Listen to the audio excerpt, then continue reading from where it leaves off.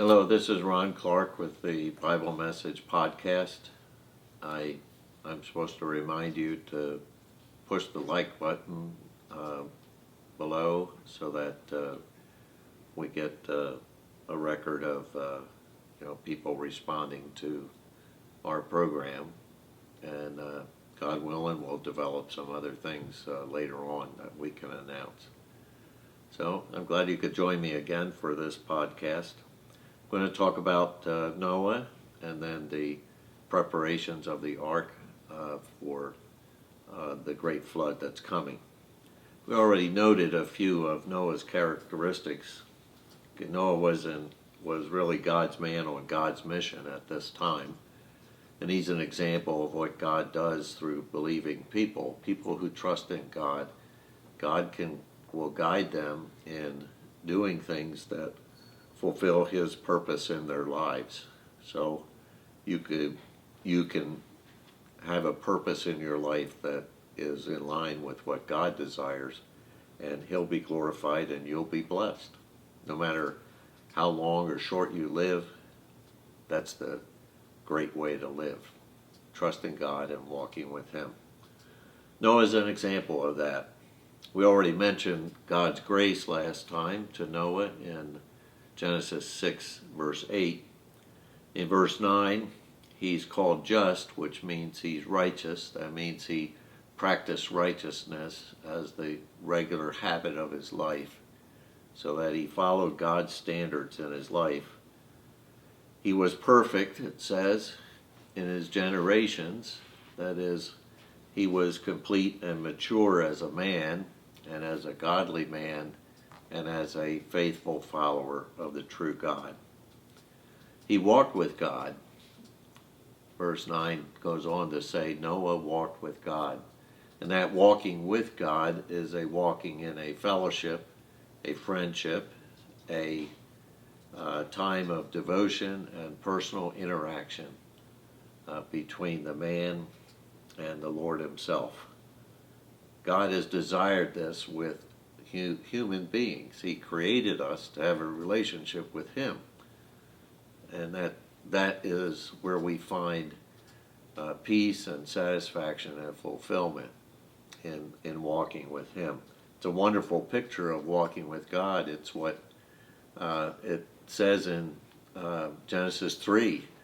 When Adam and Eve had sinned, they heard the voice of God coming to them through the woods in the breeze that was coming. He was in some form that they could understand and fellowship with. He was seeking them out. And that's what the Lord does. He lovingly seeks out people who will trust Him and walk with Him. And this also indicated that he was separating himself from the wickedness and the violence, and instead he was following the Lord. He was obedient. We're going to see down at chapter 6, verse 22, thus Noah did according to all that God commanded him. So he did. It's very straightforward. Is this what you want me to do, Lord? Okay, I'm doing it. I'm going for it. And that's what the Lord wants from His children. That's what any parent wants from their child, is that when the parent calls the child or tells the child something, the response that's expected is, okay, Mom, okay, Dad. And how many of us as children realize that we didn't always do that, and I didn't either. So I knew I was a sinner. But he was obedient in all that God said. But it's important to realize that he was still a sinner and could fall into sin. And later in chapter 9, verses 20 and following, we see a lack of control, and it leads to a sin episode. And the Lord forgives, but it's sad when you see someone who is used of God and then they fail. And there are many examples in the scriptures, and it just reminds us, it reminds me, that but for the grace of God, it could happen with me. It can happen with you. If you're a believer in the Lord and walking with Him, just be aware that we can fall into sin ourselves. So what was God's mission for God's man? This is Noah. I called him God's man on God's mission. So what was the mission that God gave him, that God gave to God's man Noah? Well, it was a message of judgment. Verse 13, we read that. God says, I will destroy them with the earth. The end of all flesh has come before me, for the earth is filled with violence through them. And behold, I will destroy them with the earth. A terrible judgment. And so Noah's message was, when God revealed this to him, and then he started building the ark, you can just think through what was Noah doing. Here's Noah building this big boat that no one had seen before. Why are you doing this? You're building this on dry land. Oh, you say God's going to send rain and water over all the earth. That's never happened. You can just hear the interchange about it. So the message is that judgment is coming, and then the method of judgment was to build the ark. Verses 14 to 17 in chapter 6, God says to Noah, make yourself an ark of gopher wood. An ark is a big vessel, a sailing vessel, of gopher wood. We're not quite sure what that is. Some sort of very sturdy wood for building a ship. Make rooms in the ark and cover it inside and outside with pitch. Pitch is black tar, waterproof. And there are several kinds, but you can use it for that. And so he would cover the gopher wood so that it would be watertight, and then the boat would float. That's what that means. So God goes on, and this is how you shall make it. The length of the ark shall be 300 cubits, its width 50 cubits, and its height 30 cubits. A cubit was about a foot and a half. So this would be 450 feet long. It would be 75 feet wide, and it would be 45 feet high. And we're not told if it had a pointed prow. You know, there's no rudder on it because that wasn't the purpose of getting somewhere. God would guide it.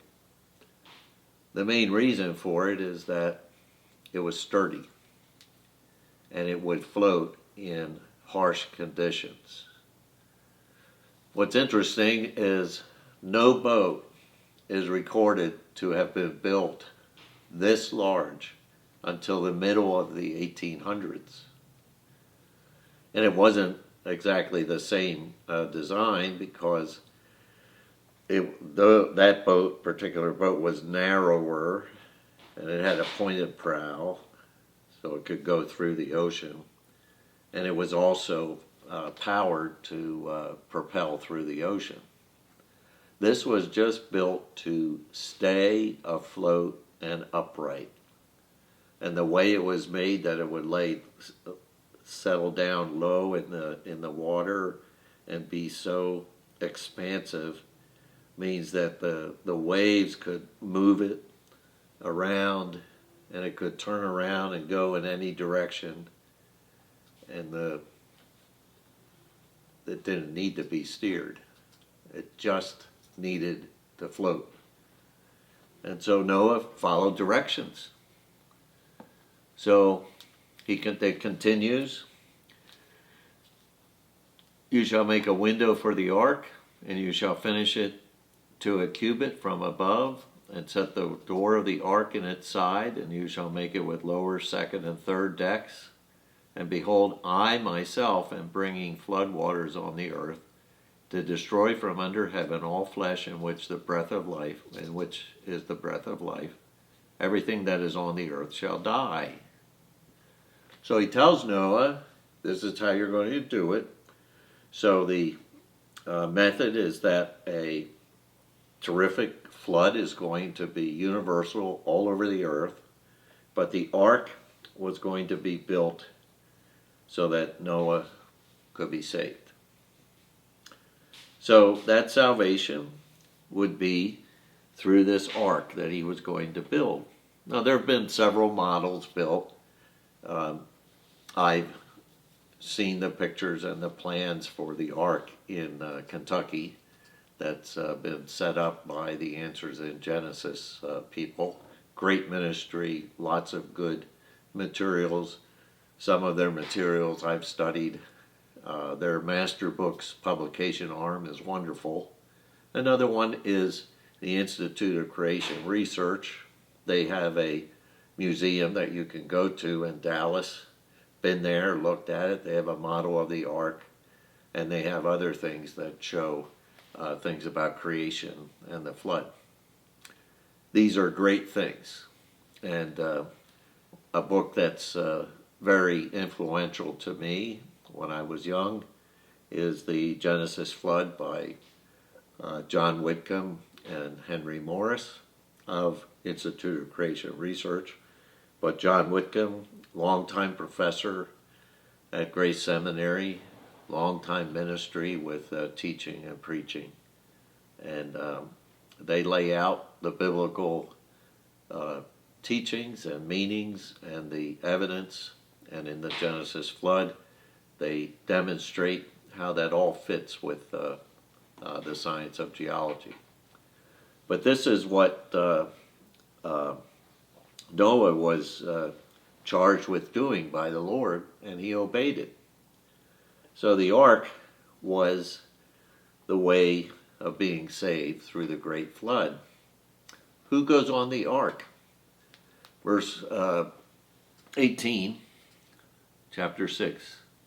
I will establish my covenant with you, and you shall go into the ark, you, your sons, your wife, and your sons' wives with you, and of every living thing of all flesh, you shall bring 2 of every sort into the ark to keep them alive with you. They shall be male and female. Of the birds after their kind, of animals after their kind, of every creeping thing of the earth after its kind, 2 of every kind will come to you to keep them alive. And you shall take for yourself of all food that is eaten, and you shall gather it to yourself, and it shall be food for you and for them. And thus Noah did, according to all that God commanded him, so he did. So the access to the ark was for Noah and his family. Now, from what the scriptures tell us is that he was a preacher of righteousness to that generation. So like I touched on a little bit ago about the 120 years that God had announced this and that he was going to do this judgment, the world was living under judgment for over 100 years.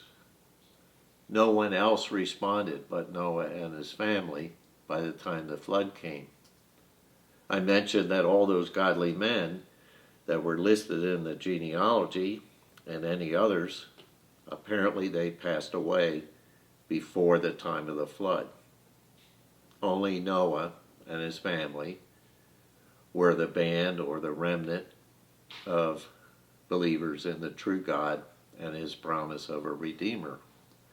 And now they were obeying what God had told him to do. So you can just envision Noah, going into the forest, cutting down trees, shaping them and crafting them for the different parts of the ark, putting them in place, fastening them, and then putting the pitch on it and he would work with his sons on this. And working with your children is a wonderful thing. And when they're, agreeing with what you're doing and the reasons, and then they're trusting in God themselves, it's a kind of wonderful dynamic going on. But can you imagine doing this for 100 years, knowing it's going to take a lot of time, and that how many other people helped? Did some of those other godly men in that genealogy help, or some of the believers before they passed away? It's possible. But what God instructs Noah to do is that you're going to bring in all these animals. And Noah did it, and it was accepted by God.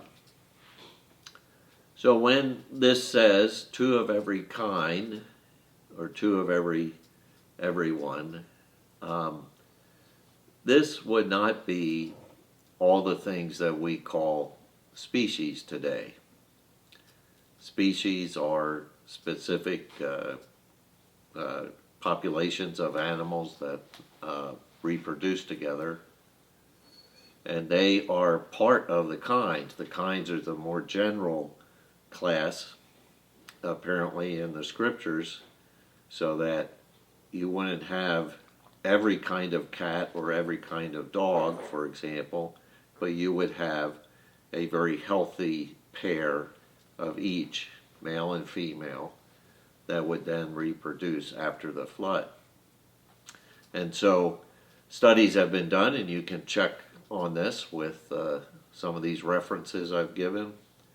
But the size of the ark, and when you calculate, the size of the rooms and then the kind of animals that would come in, it's a very reasonable conclusion that this could be done and was done, so that the animals we have on the earth today, on the land animals and animals that fly and things, they came from the ark. Just amazing to realize that. And the some of the features of this would be that the larger animals, you might take in younger or smaller specimens, but even the larger animals would be sufficient. But especially animals that were reptiles and the dinosaurs, the younger ones would have been smaller. Many dinosaurs have been found that they just keep growing all through their lives if the environmental conditions allow, or if they don't get killed or die of disease or something. So a smaller version of some of the great reptiles, the dinosaurs, would have been included. And there are records in different parts of the world that some of these animals not only survived the flood, but they lived so that ancient humans could see them. And every once in a while we run into a supposedly extinct for millions of years animals. There are some still alive. So it's just amazing to realize all that. So these verses have indicated that all these animals were taken into the ark, that Noah accepted them. Now God provided for them by some other factors. What's noted here is that they would take food in for the animals and for themselves. So the ark was large enough to put in plenty of food that the animals would eat. Some creation scientists have indicated that it seems that some of the animals would have gone into some sort of a hibernation stupor, and it may be that God superintended with that that they would go into hibernation. Famously bears do that. But there are others that hibernate as well. And this may be have been a more common thing that God had enabled the animals to do at times, but especially those that went on the ark. Many of them would just go into this hibernation. They would not require as much food. So, but the instructions that God gave were to make provision for this. Now, it doesn't say here, but it may be that God had indicated that you'll probably ought to store up food for 2 years or something. Now, this can be done. This was done in the ancient world. After all, the story of Joseph at the end of the book of Genesis is that he stored up the grain for 7 years, so that the next 7 years, with a great famine, he had more than enough stored up to not only feed the people of Egypt, but they had enough to sell to other people from outside Egypt. So it's very possible that they stored up sufficient food for the duration of the flood, and for afterwards, when the world was regrowing plants and getting repopulated, there was sufficient to cover that whole time. And that God superintended through this whole process in order to supply people and animals to repopulate the earth after the flood came. So we'll stop with that. We've completed chapter 6, and we'll pick up on chapter 7 next time. Thank you for joining me. God bless you.